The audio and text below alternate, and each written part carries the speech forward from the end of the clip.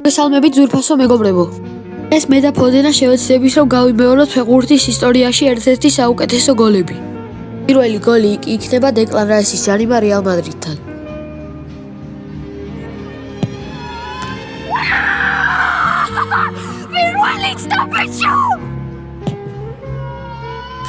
შედეგი არის ფოდენას საყვარელი ფეხბურთელის ნოდარ ლომინაძის გოლი ხორვატიასთან.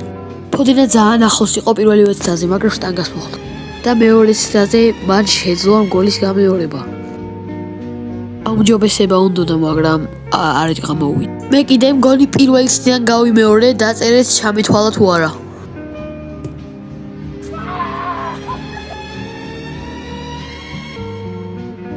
გამოტაგეთ ლომინაზი.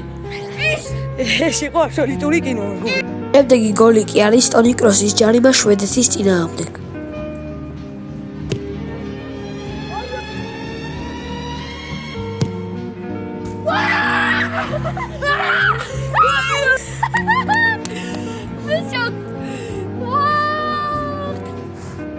მეგობრებო, ახლა კი ჩვენი ვიდეო მივახლოვდა დასასრულს და შემდეგ ვიდეომდე უნდა დაგეშვიდობოთ. ძალიან დიდი მადლობა თქვენი ყურადღებისთვის, გამოიწერეთ არხი და არ დაგავიწყდეთ ზარი ღილაკის გააქტიულება.